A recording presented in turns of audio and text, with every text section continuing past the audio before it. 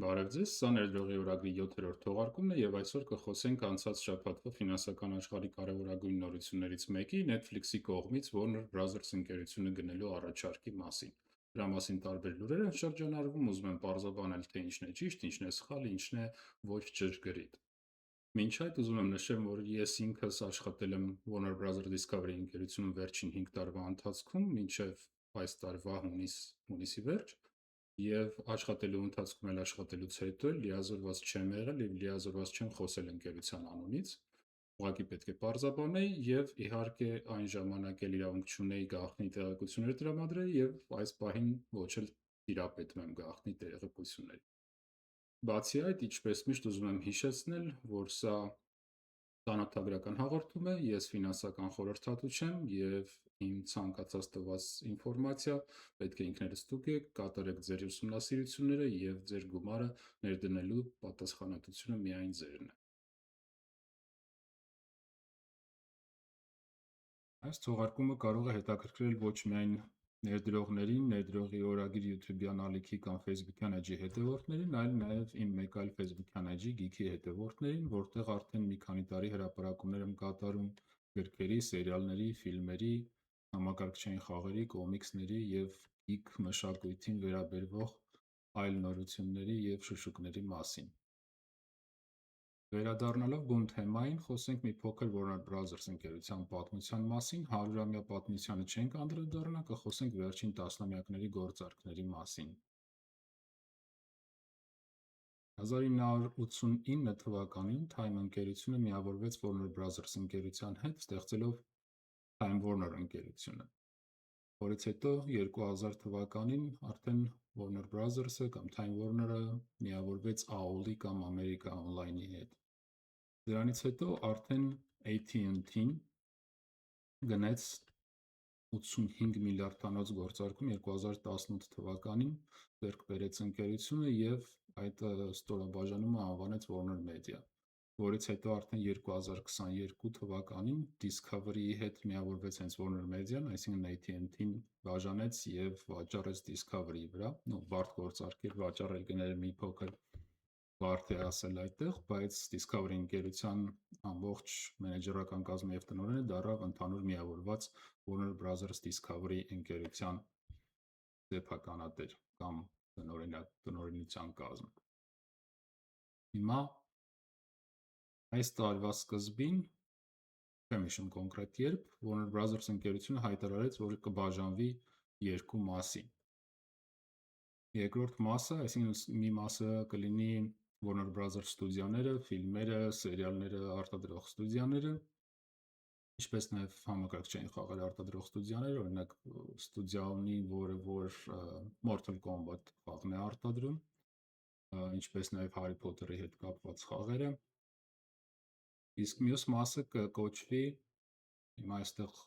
հին տեղեկություն է, մյուս մասը կկոչվի Discovery Global,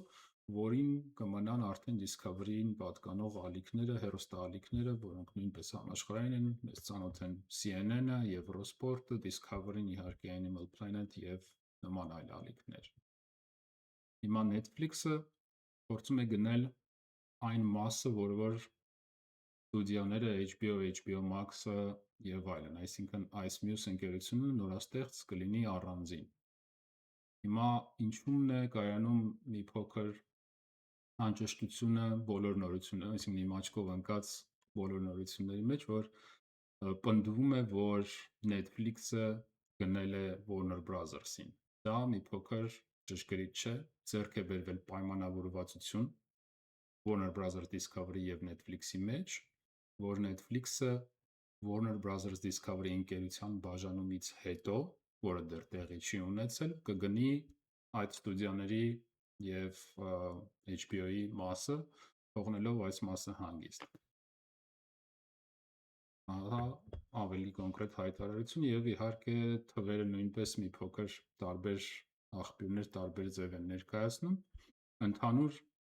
գործարքի արժեքը գնահատվում է 82.7 միլիարդ դոլար, բայց դա չի նշանակում, որ 82.7 միլիարդ դոլար վճարվելու է մոտ 72 միլիարդ դոլարին համարժեք Cash և Netflix-ի ակցիաներ։ Ավելի կոնկրետ, ամեն մի Warner Bros. Discovery ընկերության բաժնետոմսի համար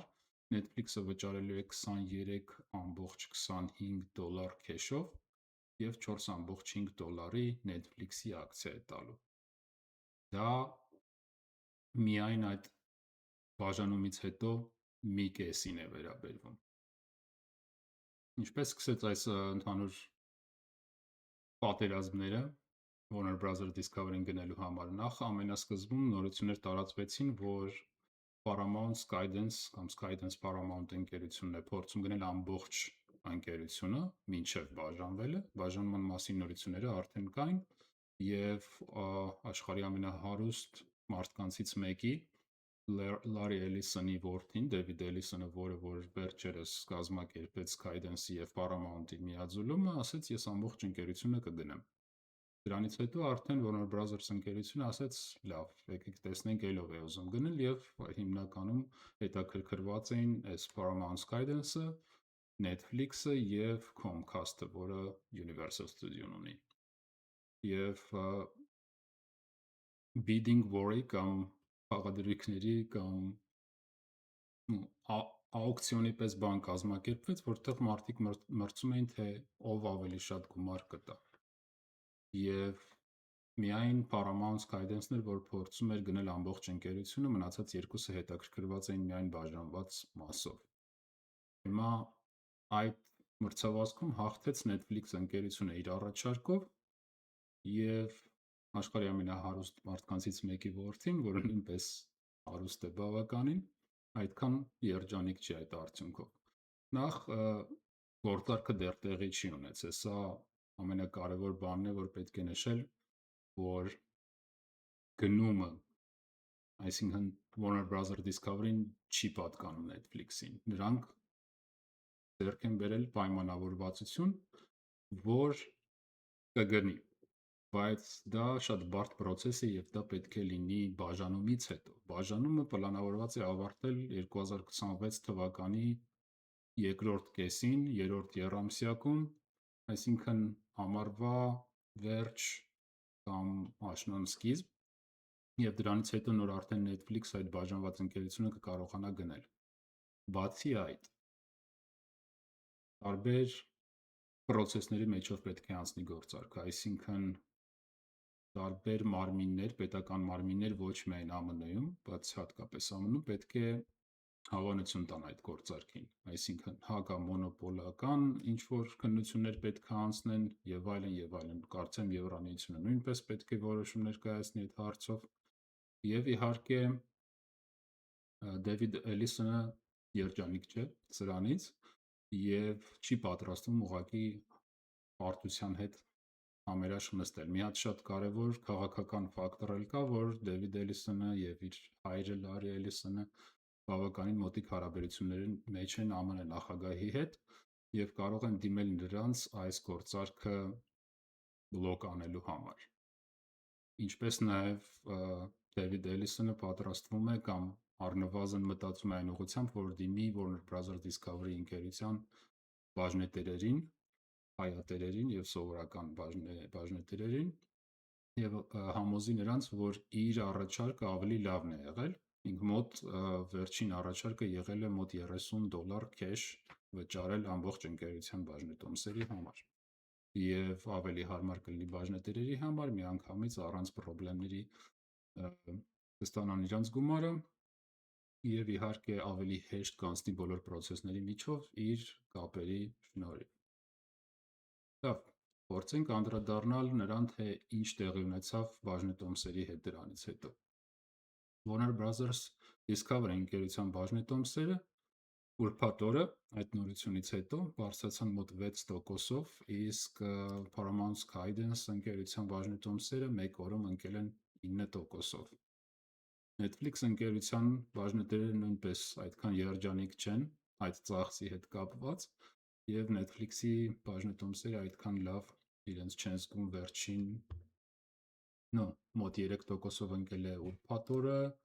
բայց ընդհանուր վերջին մի շաբաթում կամ մի ամսում այդքան լավ չի զգում, որովհետև արդեն այդ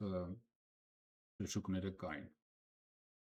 Մոռացա մի կարևոր բան նշեմ, թե այս 82,7 միլիարդի և 72 միլիարդի տարբերությունը որտեղից է գալիս, ուրեմն վճարվելու է 72 միլիարդին համարժեք գումար և Netflix-ի բաժնետոմսեր, բայց գնահատվում է 82,7 միլիարդ դոլար այդ WBD-ի այդ նոր ստորաբաժանման գինը, և այդ 10,7 միլիարդ տարբերությունը գալիս է նրանից, որ վերցնելու է Netflix-ը իր վրա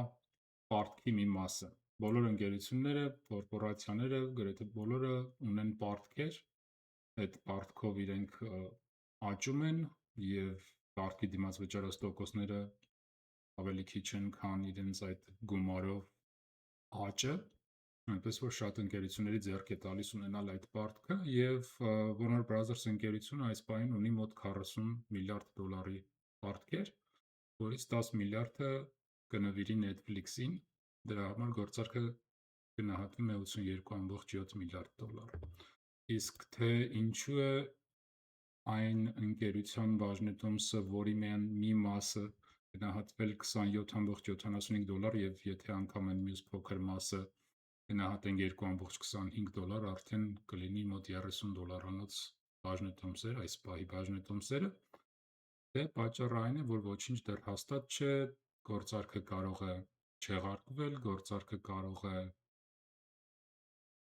փակվել, բլոկարվել պետության կողմից։ Ի դեպ, Netflix-ը խոստացել է, որ եթե ինքը փոշմանի կամ չկարողանա գնել, ապա որպես տուգանք վճարելու է 5,8 միլիարդ դոլար Warner Brothers Discovery ընկերությանը, և եթե Warner Brothers Discovery ընկերությունը փոշմանին չուզենա վաճառվել, ապա կվճարի 2,8 միլիարդ դոլար Netflix-ին։ Լավ, անդրադառնանք այն մտահոգություններին, թե ինչ կլինի պլանավորված պրոյեկտների հետ, խոսենք մի փոքր վերջին նման իրադարձություններից։ Նախ օրինակի համար նոր սկսված DC տիեզերքը, DC Universe-ը, որը այս տարի թողարկվեց Superman ֆիլմը, ինչպես նաև Peacemaker սերիալն է դրա մաս, և պլանավորվում են տարբեր սերիալներ, մուլտֆիլմեր և նոր ֆիլմեր, օրինակ Supergirl-ը պետք է լույս տեսնի մյուս տարի, եթե չեմ սխալվում, կամ 2027-ին, ապա ինչպես նաև Հարի Փոթերի նոր սերիալը պետք է պլանավորված է նույնպես, նկարահանումները արդեն պատրաստվում են։ Շատերը մտածում են, որ եթե Netflix-ը գնի, շատերը չէ, բայց կան Snyderverse-ի ֆանատները, այսպես կոչված, որոնք հույս ունեն, որ Զաք Սնայդերը կկարողանա նորից վերականգնել իր DC տիեզերքը հին Սուպերմենով, Ակվամենով և այլն։ Բայց մի փոքր խոսենք այն մասին, թե ինչ տեղի ունեցավ, երբ Warner Brothers-ը միավորվեց Discovery-ին։ Նախ այն ֆիլմերը, շատ ֆիլմեր, որոնք դեռ արդեն նկարահանվել էին, բայց լույս չէին տեսել կամ արդեն նկարահանումների ընթացքում էին, դրանք լույս տեսան, օրինակ Ակվամենը, Ֆլեշը լույս տեսան միավորումից հետո, բայց եղան նաև զոհեր, այսպես կոչված, օրինակ Batgirl ֆիլմ էր նկարահանվել, որ նոր իշխանությունը որոշեց, որ ավելի լավ է չեղարկի և դրա փոխարեն քիչ հարկեր մուծի, այսինքն գրանցի որպես կորուստ ընկերության վրա և հարկերը քչացնի, ինչպես նաև